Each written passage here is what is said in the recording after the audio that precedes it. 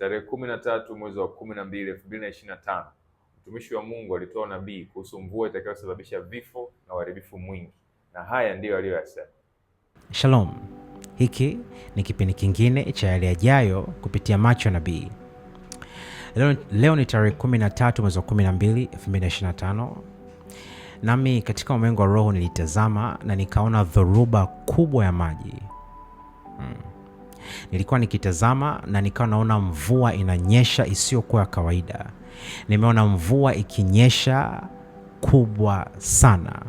Na mvua hii ilivyonyesha ilileta athari zilizo kubwa sana. Maisha ya watu yalipotea.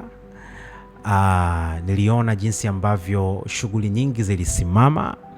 Niliona jinsi ambavyo ilisababisha matatizo mengi siwezi kuorodhesha yote hapa, lakini matatizo yalikuwa ni mengi sana. Miezi mitatu baadaye unabii huu ulitimia.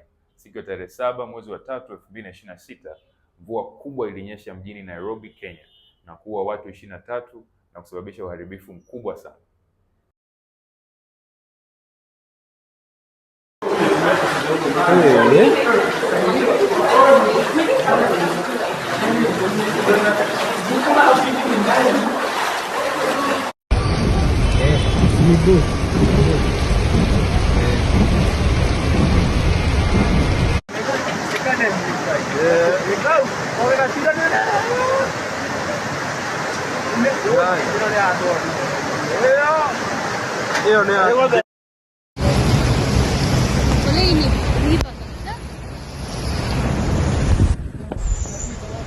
Naam, tusalie katika masuala ya mvua na mafuriko. Mvua kubwa ilionyesha Ijumaa usiku ilisitisha shughuli katikati ya jiji la Nairobi na maeneo mengine kadhaa ya taifa, huku wakazi wengi wakikwama njiani na wengine pia wakikadiria hasara baada ya nyumba zao na biashara zao kufurika maji.